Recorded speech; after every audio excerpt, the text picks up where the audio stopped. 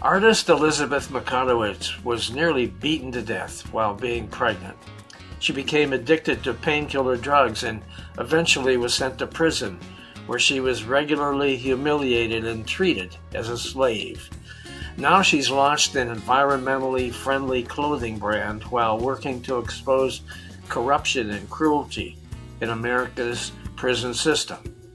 Stay with us.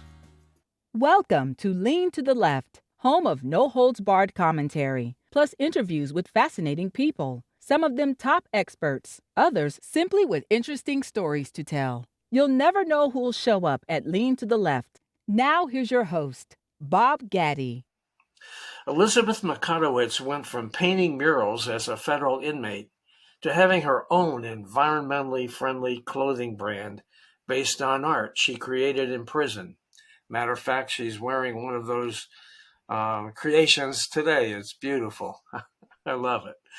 She's also working with state representatives to get better laws to protect people in vulnerable positions. Some, she says, have passed, and she's got some news about that today. So, Elizabeth, welcome to Lean to the Left. Appreciate it and really looking forward to the conversation. Thank you for having me.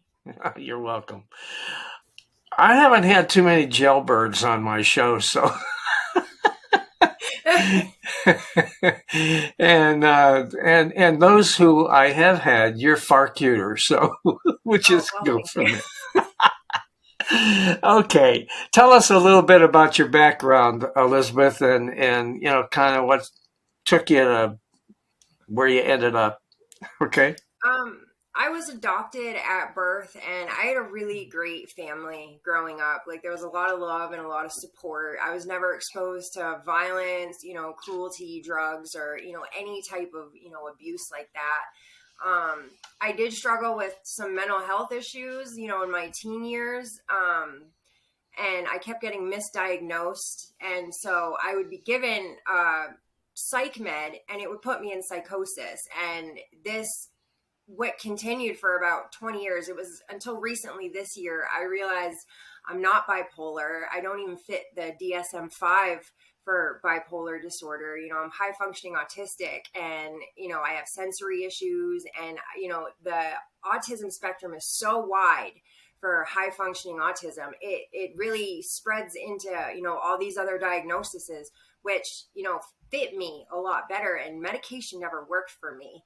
But it was in, my late teens, early 20s, I got into a really abusive relationship, and he assaulted me, and you could see my skull when it happened. It was right above my eye. And they had to sew the muscle back together, then the skin, and I literally couldn't lift this eyebrow for like close to a year. They told me I was going to have to get plastic surgery to get it fixed. Luckily, it worked itself out though.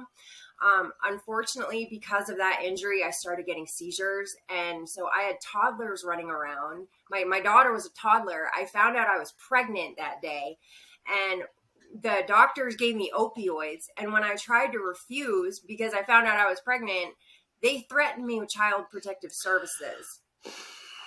And, they told me I was on too small of a dose to get addicted, and I was on state insurance now. I wasn't on my parents' private insurance, and I noticed they treated me a lot different, now that I was on state insurance. I was in the poor class now. Oh, wow. And so, the beatings got worse. I got strangled to the point where he damaged my windpipe, where it would collapse in on itself up to a year after he was gone because the damage was so bad. And you're 600 times more likely to be killed by a partner if they actually strangle you. And when I went to the battered women's shelter in Bangor called Spruce Run, they're known as Partners for Peace now. They turned me away with 2 beds open. They said after talking with police and looking at my hospital records, my injuries were way too extensive, and it put the other women in the shelter in danger. And this is a problem with victim-based shelters. A friend of mine in jail tried to get in the sex trafficking shelter because she was trying to get away from her pimp. She ended up in jail. They told her the only way she could get in is if she told on her pimp to police. And she's like, I'm not doing that. He knows where my children live. He knows where, everybody I care about lives. He has all of my IDs. He has all of my, ways I make money. He holds all of my, this is what these traffickers do. So, like, it's not safe for these women to tell on them, and for shelters to turn away these victims because you're not getting something from them. Like, that's not what this should be about. You're getting tax money and you're getting government funds and everything else to help these victims, and you're telling them, no, I'm not going to help you because it's either too dangerous or you're not giving us a collar. And that's a problem. That's why so many women are slipping through the cracks of this country and ending up in prison. Was this your husband? No, he was just my boyfriend at the time. Why did you stay with? I mean, you had two kids by this guy? No, I had a child by someone else from a teenage relationship. I got pregnant on birth control twice. All the women in my family did. Come to find out, once I met my biological family, this was like a constant theme in that family. Like, birth control did not work on us. Wow. And yeah, we were very fertile and just, it was really hard. But well, why'd you Okay, so but you were with two abusive guys? Yeah. Why? Well, I'm not sure. I can blame it on being young and stupid, but and being high functioning autistic, I would miss cues that I think other people would pick up on. Like, it kind of would go over my head. Like, you couldn't really read between the lines. It's like I had to learn the hard way in order for like something to sink in. And then when I tried to leave, he would hold me hostage and, hospitalize me again or threaten my family and I was scared. And like, I tried to leave once and I got held hostage in my own house for 3 days. And you were how old? I was 18 when this relationship started. Holy man. I'm 36 now, so I'm a lot older and I'm a lot wiser, and I know how to set boundaries now. But I didn't know how to set boundaries back then, and I didn't want to be a single mom with 2 kids, and I was like trying to fix something that was unfixable. And I think a lot of women, can relate, where they don't know how to get out, and he kept taking all my money. So like there was abuse coming from all angles from him. Oh man, you were physical, it was mental, it was financial, it was everything. So you were basically trapped. Yeah. And that's when I tried to go to the battered women's shelter for help finally, they turned me away. Yeah, they I turned understand. me away with 2 beds open. Oh man. So how'd you end up in jail? Well, after the shelter turned me away, I made a deal with my father to keep my kid safe, because if the cops had shown up with the cops, my father would have had to, hand my son over. And, I wasn't willing to do that. I was homeless now, and I was getting seizures constantly. So I wasn't even a safe caregiver at the time. So it made sense to sign temporary guardianship over to my father. Mm-hmm. But when I did that, I lost all of my insurance. So I could no longer get properly medicated. I couldn't go to therapy. I was self-medicating on the street now, and, still running from him. And drug dealers protected me. They gave me places to hide, they gave me someone to walk with just to make sure I wouldn't get attacked on the street. They gave me drugs to sell or, work. And because I was so hardened and so tough from the trauma of what he did, I wasn't scared to die at this point.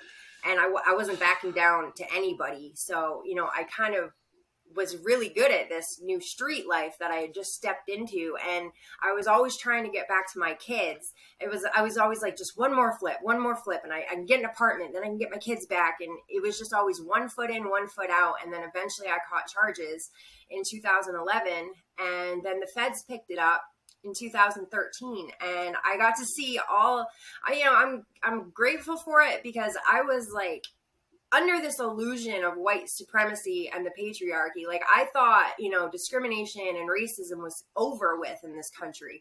And then I go to prison, and it's like my eyes were opened to, the most horrible things that were still going on. Like, for instance, I met a handful of women that had been sterilized against their will in prison. And this was before Trump filled up the ICE camps with refugee women. And everyone was hearing about how refugee women were getting sterilized against their will. They were doing this to American women. And at one point, after like I met the third or fourth girl that had this happen to, I realized none of those women were white. And now all of a sudden, with overturning of Roe v. Wade, it's a great day for white lives everywhere. And it's like, I can see what's happening. Like, it's terrible. They're literally committing genocide. So you were sent to prison because you were convicted of selling drugs? Yep. Okay, so you were selling what? Everything. Everything I could. Whatever street was around. Street drugs. We're not talking about opioids now. Right. Opioids, pills, crack, heroin, and then bath salt came around, and that's what I eventually got busted for. And it's funny because it was legal at the time, and I'm like, oh sweet, I can't even get in trouble for this, if I get caught. And oddly enough, I go to prison for the first time. What was it? But bath salt. What's that? I don't know what that is. It's two components off crystal meth. Basically, it started coming over here from China, just like all the fentanyl did. Yeah. And this was right after. See, I remember the timeline because I remember like a year before we had just gotten in debt with China, like $7 billion or something like that. Mm-hmm. And then all of a sudden, all of these street drugs changed, and they were all coming from China. And I noticed it because I was a drug dealer, and I noticed the market, obviously. So, it was bath salt, and they were bringing over like different strands of Molly. All these chemists have to do is change the drug, two components, and it's a whole new drug, and it won't show up on the cop street test. Okay. So it's pretty bad. So I don't know what the correlation between China and this whole thing is, but it's strange. And, they came in through the back door in rural communities, just like Big Pharma did with the opiates. Okay. So the bottom line is you got caught selling this stuff. They sent you to prison. First you went to a state jail, right? Yep. And actually I stayed in state jail for 16 months, just waiting to get sentenced. And, my first week at Somerset County, I witnessed an entire pod of women get stripped because they signed up for a razor, and a male sergeant wanted a list of who shaved their vaginas and who didn't. This is just the PG-13 stuff that goes on in there. Like, I want everybody to imagine your wife or your daughter being stripped naked so a male sergeant can see what her grooming preferences are. Like, this is abuse. It's disgusting, and it shouldn't happen. And that man is still working there, collecting a pension. Mm.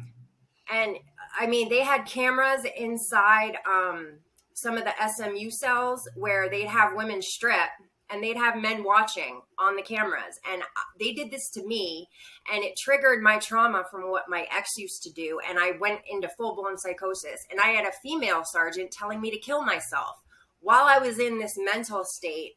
And, they lied to the feds trying to get me more time. Like, if they don't like you, they will make your life hell.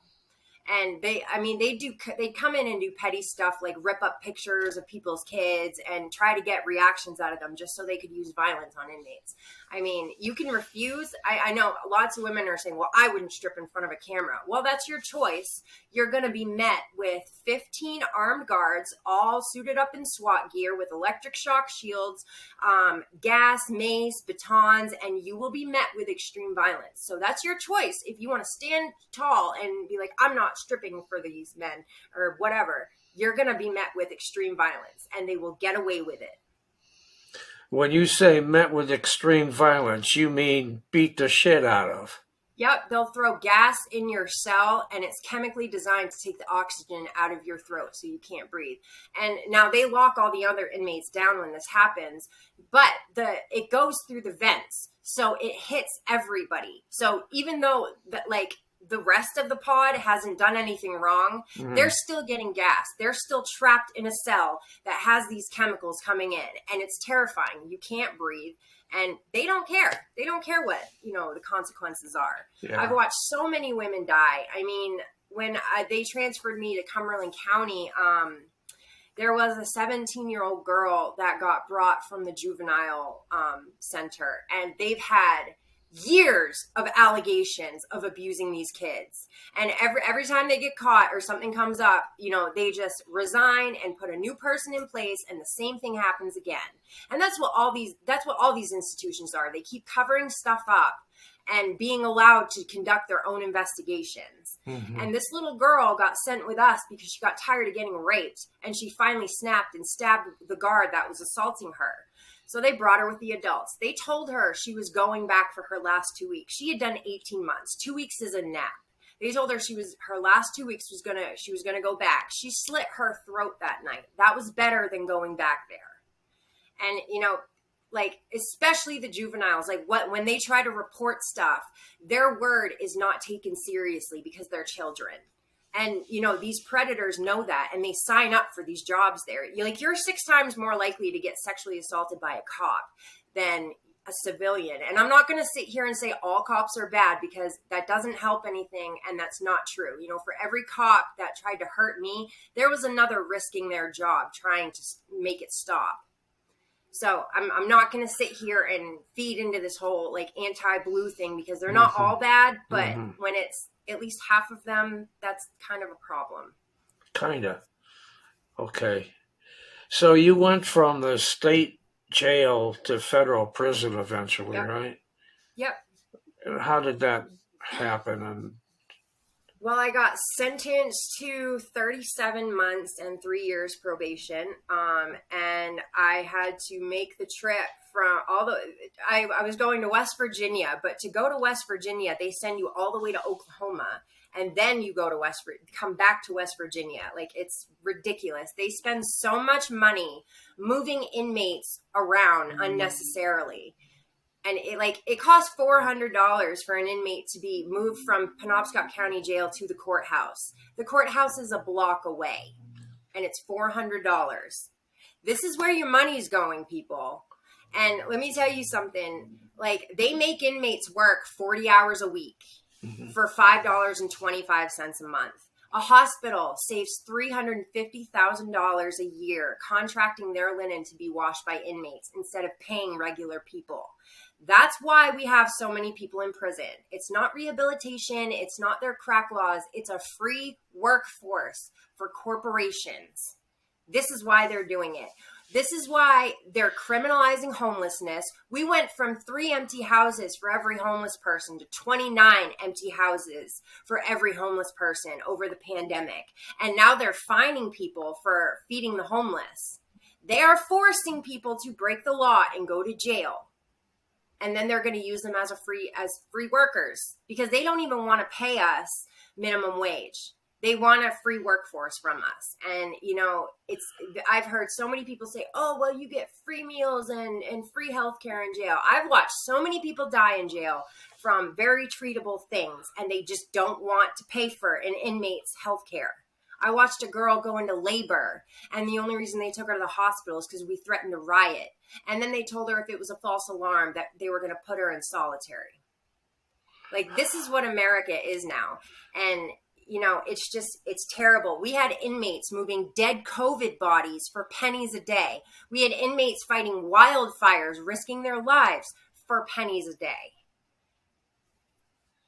Fighting wildfires? Yeah, in California. They had the inmates fighting wildfires in California. Well, there's a show on TV right now about that. Yeah. Yeah. And you know what? That's fine, but pay them. They could save up a little chunk of money and get out and be okay and have an apartment and be all set up, but they don't pay them fairly. And then when they go to, you can buy stuff off commissary. A package of ramen noodles that costs 30 cents out here costs $1.80 in there. So they're making that money again. They're jacking everything up 10 times the price in there and charging inmates. Where are the inmates supposed to get the money to pay for all this overpriced stuff? Exactly. So what do they do? People send you money. Yeah. But a lot of people don't have that, so Sure. they find little side hustles in there. Like Like what? I painted cups, people's coffee cups in Yeah. there, and I coat it with floor wax so it wouldn't wash off, and I do portraits, and people come up with creative stuff. Like the one girl had a sewing business where she would hem people's uniforms for them. Right. Other people would do laundry. People had all kinds of little hustles in there. Okay. But you're getting paid by other inmates who don't have any money. Well, some people have money. Oh, okay. Some people do, but Yeah, I mean, right. like I had my little. Well, when I was hired to paint murals at Danbury, that was one of the highest paying jobs at the prison. I got paid $57 a month. Okay, so how was it? Let's get you to Danbury. How was it that you went from the state jail to Danbury? Oh, well, I wasn't. That was all the same bid. So in 2011, I did 7 months. That was my state bid.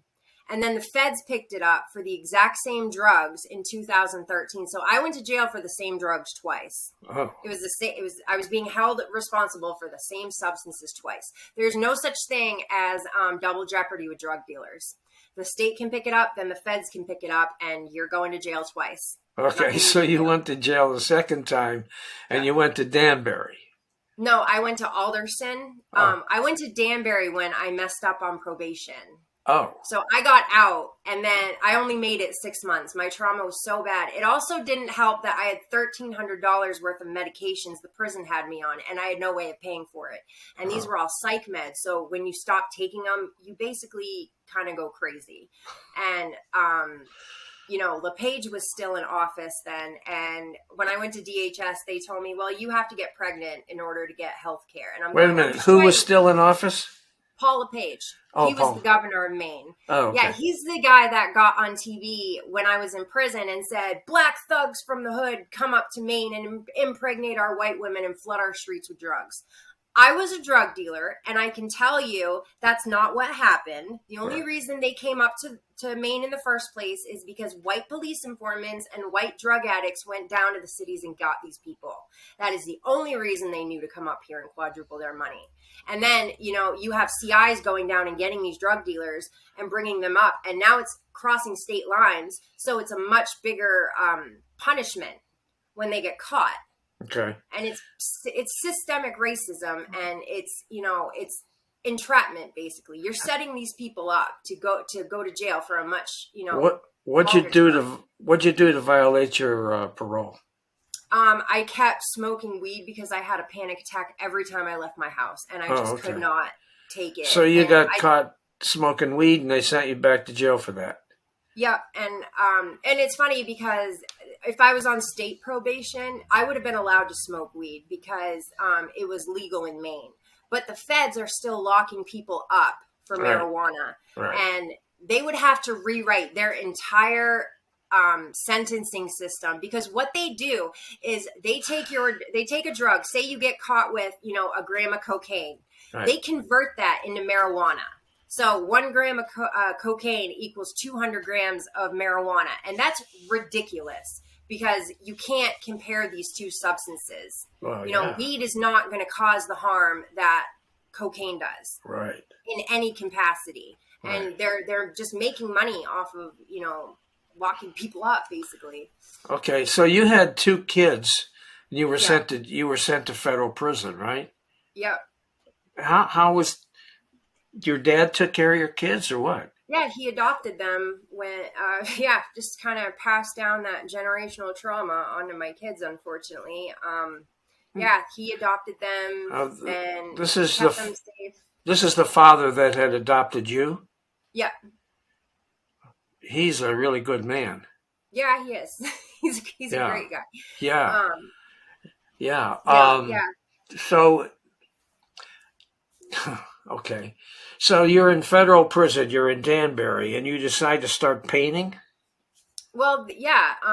They wanted the white walls to go away, and they wanted to make it look, inspiring and beautiful. So the caseworker was like, I don't care what you paint, just make it beautiful. I actually have pictures I can show you.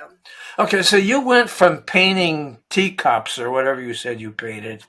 Yeah. Coffee cups. to doing murals on the wall. That's Oh, I very. did both. Oh, you I did always did both. both. Oh, okay. I got $5 a cup. Okay. Cool. Yeah, they were Nice. all blue, and then they had quotes in between. Mm-hmm. And it's funny because I was in prison when Obama was president, Right. and then when I went back, Trump was now president. And let me tell you, the difference is it's like night and day. Like when Obama was president, everyone was getting their 2-point reduction, and everybody was going home. And the vibe in prison was a lot better, and there was funding, so more people could take classes that actually helped them. Okay. When Trump became president, that all went away. Oh, And really? people were getting maximum mandatory minimums. And a lot, you notice, like the prisons were just filling up when Trump became president because the person he put in charge said, give all the nonviolent drug dealers, mandatory minimums. Right. And it was a lot of Spanish people, coming in, like just in droves. Like compared to, and I remember the caseworker right before Christmas, she said, I have to tell 60 women that already got their date that they are not going home for Christmas now because they cut funding and, the halfway houses can't take this many people. And that we were running out of food when Trump was president. Like you go into line and they'd be like, sorry, we don't have any more. Like we've ran out of the budget because he cut the budget in half. And the other thing I noticed is that when, inmates from a different country, like say Canada or, when some of the Spanish countries, ICE would show up and take them back and deport them, all except the Russians. The Russian inmates got to stay. Huh. Wonder why that was. Yeah. Okay. So, were there restrictions on your art, on what you could do in prison? They just said make beautiful stuff. All right. Just make it beautiful. So like, did they like it, what you did? Yeah, they loved it. Yeah. They were really happy with it. Yeah. So that was good. Well, that was good. Yeah. so so eventually you got out, obviously, because you're sitting here talking to me. So yeah. I don't see any. Okay. No, I was going to say I don't see any bars behind you or anything. So well, actually, at the camp, they don't have bars. They don't even have cells or fences. Like when you're minimum security, like you have cubes, and they don't even lock the doors at night. Like you're literally there on your own accord. Oh yeah, like, really? It's so annoying because you'll get these rookie cops come in and they act like it's a maximum security prison, and like, oh, you guys gonna flip out and go crazy? Like, oh, yeah, and on the full moon we grow horns and like fire out of our ass too. Now this is Danbury you're talking about? Yeah. Okay. Yeah, Danbury, they man. built a brand new facility, $80 billion facility down the hill. And at the camp, there was an inch of black mold in the showers. The vents hadn't been cleaned in years. Nobody could breathe. Everyone was getting health issues, and they didn't care. But when an inspection came around, they made sure to get paint, and they made sure to make it look really good. Oh, like, sure. They do backflips to make it look good for inspectors. Sure. And if any of us were to tell them the truth, we would automatically go to the shoe. We would get punished, like, severely for telling the truth.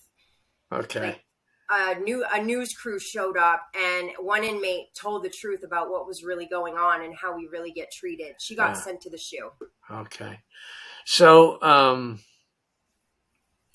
I guess I could ask you this. What was kind of the, I don't know if I want to ask you, what was the worst thing that happened to you in prison? Do you want to talk about that? Actually, I really don't. I still can't even talk about it. That's fine. That's fine. You know what? I shouldn't have even asked you that. Oh no, it's okay.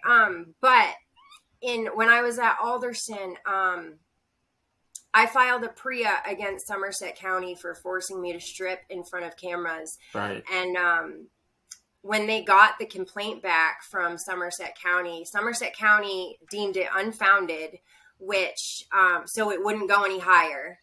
This is how they bury the abuse in there. And then Alderson wouldn't even allow me to hold the complaint that I filed and read the results myself. They read it to me. And then I'm like, okay, let me send it home, or let me have it. So when I get out, I can actually do something about this. They wouldn't let me send it home. They wouldn't let me, have it on the compound. They just would not let me have it. Yeah. So when I got out, the captain and 4 subordinates at Alderson all got arrested and convicted for raping and stalking inmates and tampering with PREA evidence. PREA evidence is anything sexual. It stands for Prison Rape Elimination Act. And this is how they bury the abuse. They just don't give inmates the paperwork, because the first thing that happens when you get out, when you try to file a complaint and say, this happened to me in there, the first thing they say is, okay, where's the paperwork? Where's the paper trail, proving that you filed a complaint? Right. And I tried to get the paperwork when I got out. I contacted the Freedom of Information Act and everything. They couldn't find it. Wow. They got rid of my entire complaint. Wow. And, they were raping and stalking other inmates. And, that I wasn't even their biggest victim. But, this is how they're covering up the abuse. And it's not other inmates you have to worry about in there. It's the guards. It's the cops. Yeah. And they will hurt you and get away with it. And so this is one of the bills I'm working on now, because they know that there's no consequence if they don't hand the paperwork over. Like, they told me to get a lawyer and subpoena it. Well, you can't subpoena anything without an open case, and you can't open a case without the paperwork. So it's this catch-22. Sure. And so I'm working with state representatives to say, okay, there needs to be a consequence. So for every day you stonewall an inmate and refuse to give them their paperwork, it's like $500, because this causes other problems too. Like, I couldn't get my medical records, so I couldn't prove that I was on certain medications. And so Maine Care wanted me to go through certain medications again because they couldn't prove I had been on it. Well, these medications put me in psychosis. So I had to go through it again just because this jail would not give me my records. Wow. And, it causes a lot of other problems too. Like, these jails and institutions need to be held accountable. And it's not just the jails. It's the colleges trying to keep their, rape stats low. It's the military. I was in prison with a whole bunch of military women that got thrown away because they stood up to their rapist. Wow. Like, these institutions need to be brought down off their high horse, because they are destroying people, and they would rather save their reputation, which is corrupt as anything I've ever seen, than, do the right thing by these victims. Okay. All right. So eventually you were in prison one total about 3 years altogether, right?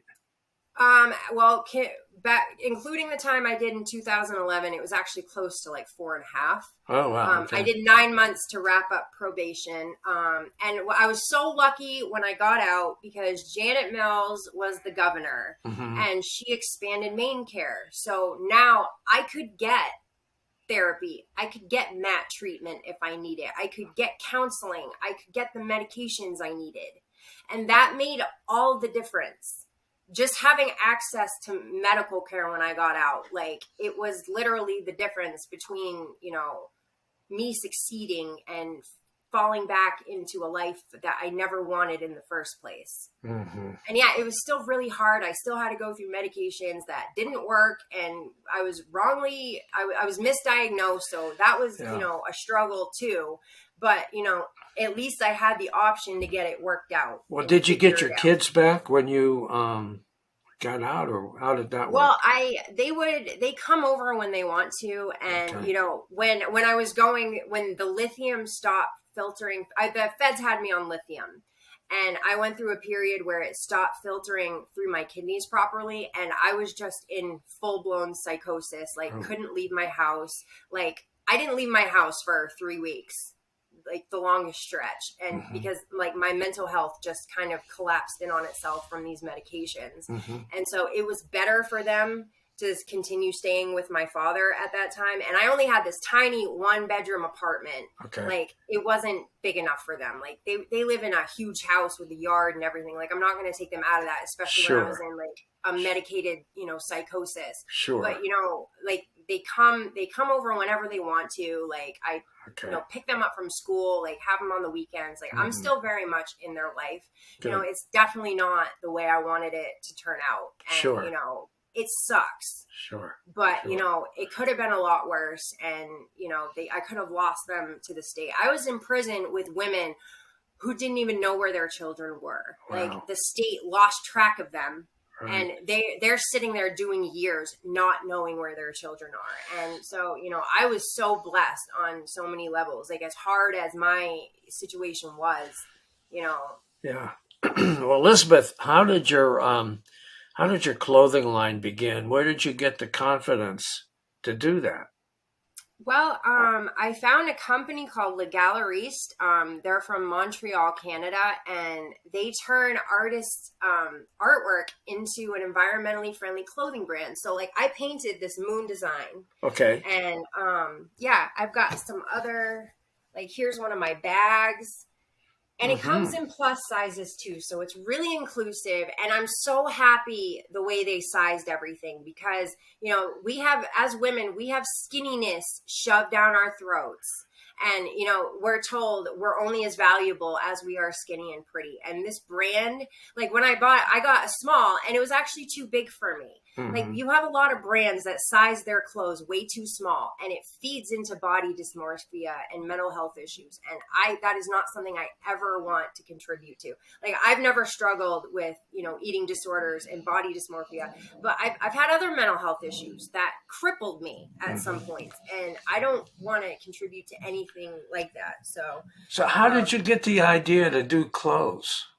Well, it kind of popped up on Facebook and I was like, oh, I got to try that because I was trying to find a way to like sell my art and actually make money off of it. That would be, because you spend 5 hours or 40, I spent 40 hours on one painting and Sure. It's like people don't want to spend more than $20 Sure. on a painting, Sure. Especially if you're not a known artist. So Sure. like I needed a way that would, generate profit and that was, like wearable art and it's environmentally friendly. Like, I mean, you're not going to find clothes like this anywhere else. And I painted all this stuff on my healing journey. And I just kind of want to like inspire people and, make them feel stunning and confident and beautiful. This is a pillowcase. That's beautiful. Thank you. Yeah. And nice. all this stuff is like super soft. And like, I have like placemats. Like this is a placemat. Okay. And I have shawls, I have dresses, I have pants, I have scarves, I have like headbands. Wow. Like this is a shawl. Okay, so how's this work with this company? I mean, you get a piece of the action, and how's that work? Yep. So I can buy wholesale, or people like I got a $10,000 grant. I was like, oh my God, I've never gotten this much money before legally. But I joined Voc Rehab and they helped me get this business grant. So I got a collection, like bought it in bulk. So I got it significantly cheaper than what's on the website. And I got a couple stores to carry it. And, but anybody can go on the Galleries, Elizabeth, whatever it is, the website, and go on my portal and order these clothes at any time, or they can order it off of me, and I could probably give it to you cheaper. Actually, okay. So your portal is what, Elizabeth? What? It's http://legalaries.com/en/Elizabeth.Mikotowicz. Send that to me, and I'll put it up on the screen. Okay. Thank you.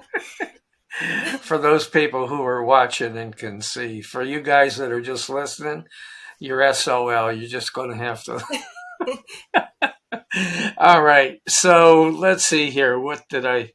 So you said it's in a couple of stores, huh? What stores? Yeah, it's Well, my 3 months just ran out at the Red Rabbit Bazaar, but it's still at Bangor Wine and Cheese. And now that I'm living down south, I'm working on getting it in some stores around here. I have one store that I just have to bring it in and show it to them. But Okay, yeah, so you're in Texas. yeah, So you people in Texas, you can, if you're lucky, you find a spot where she's got this stuff for sale. And if she sends me the info as to where it is, I'll stick it in the notes and you guys can find it. Because I'm telling you, it's cool stuff. I mean, it really is. All right, let's see. What did I? Oh yeah.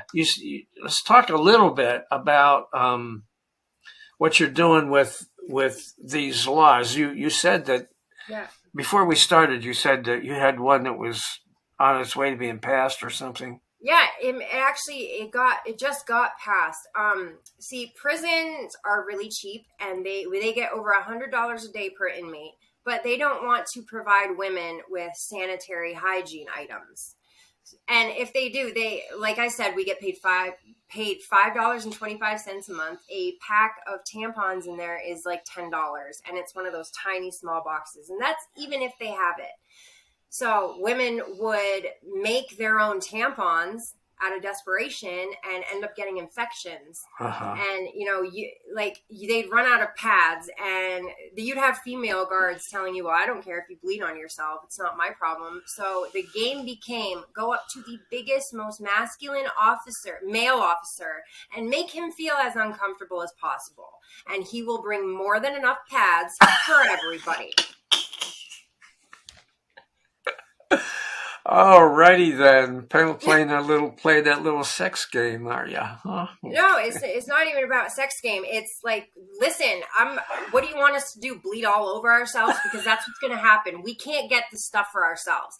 And as soon as you put it to them, like in some way like that, Right. They're like, okay, I'll go get you whatever you need.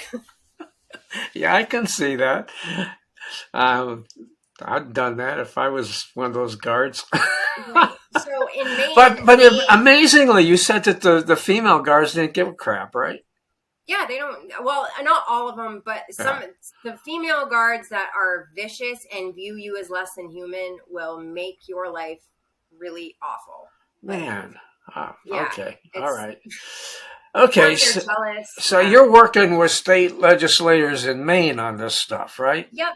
And they passed a bill mandating all jails in Maine provide tampons and pads free of charge. So that was like a victory right there. I was super happy with that. But that law needs to go like across the board, like across the country. Like they buy the stuff in bulk. It's not that serious for you to give women hygiene products in prison when they have no way of getting it for themselves.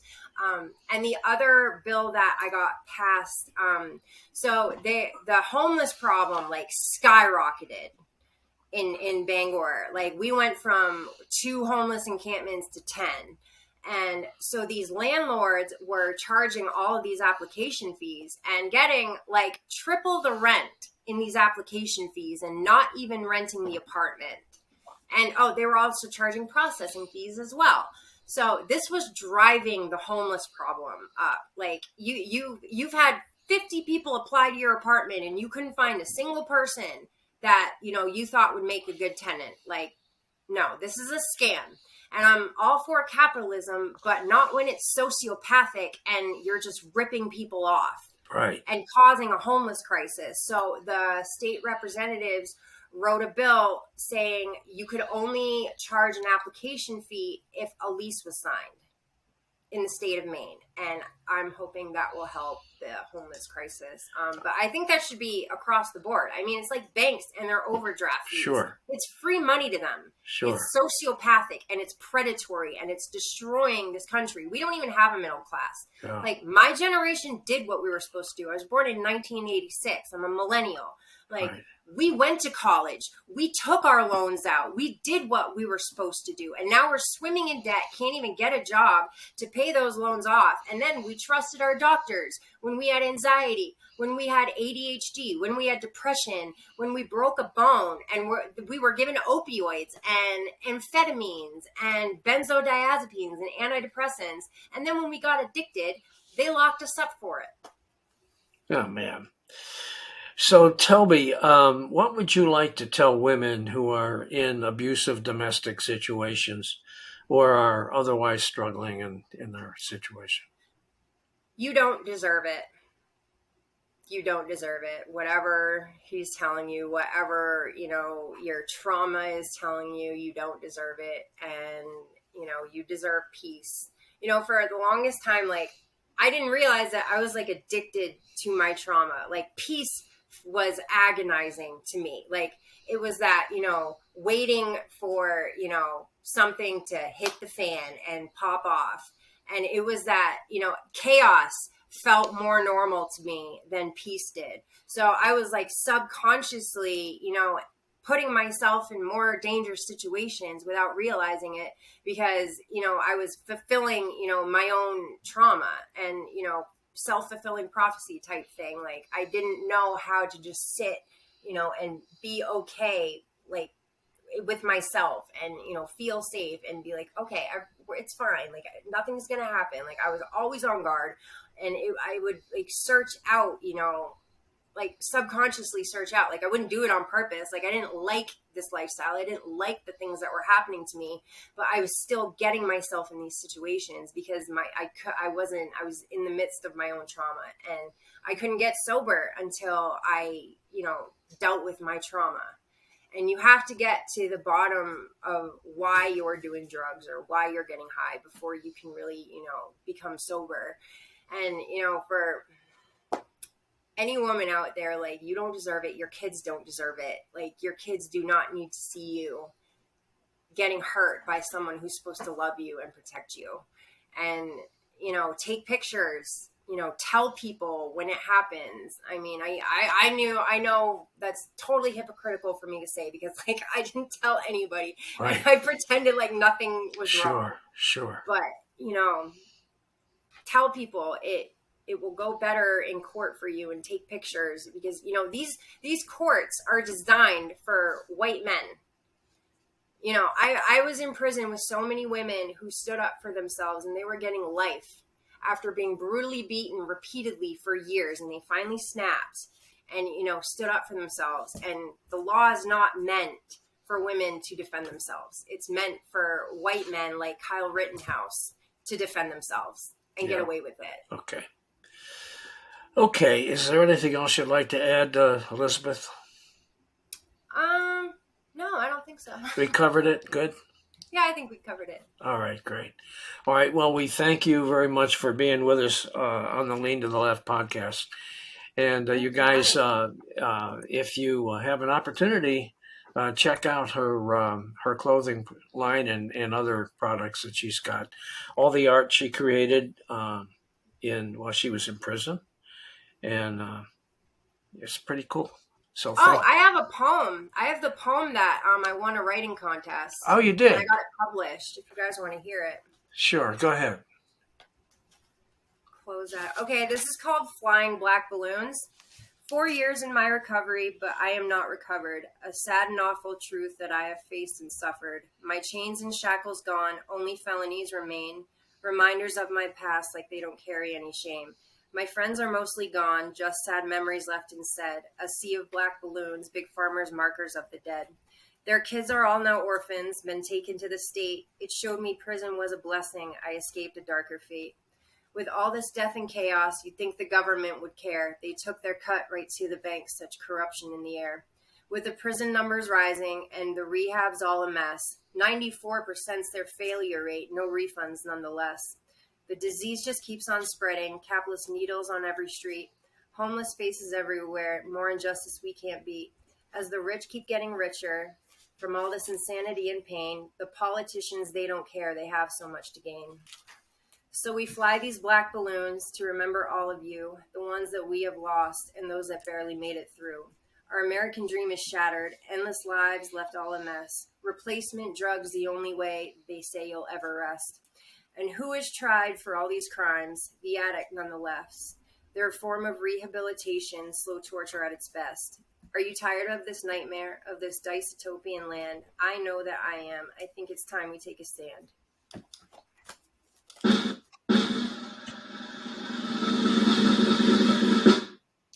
Okay.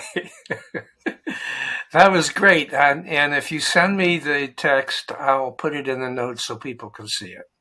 Oh, cool. Thank you. Okay. All right. So thank you very much, Elizabeth. Appreciated having you and enjoyed talking to you. And best of luck. And look at that cute dog you've got there. Yeah, she's my service puppy. She's being a little obnoxious right now. Hey guys, I hope you enjoyed this Lean to the Left video and that you learned something as well. Please come back on a regular basis and check out our interviews with guests on topics that I hope you find interesting, entertaining, and enlightening. And you can check out the schedule of upcoming shows, guests, and topics at podcast.leantotheleft.net. You can also subscribe to our audio version there or to our video shows here at YouTube. And follow us on social media. Facebook at the Lean to the Left Podcast, Twitter at Lean to the Left 1, Instagram at @BobGaddy_Lean to the Left, and TikTok at Lean to the Left. Our goal is to be informative and entertaining as we and our guests comment on the latest developments in the news and about the social issues that concern us all. This is Bob Gaddy signing off for Lean to the Left. Thanks for sharing your time with us.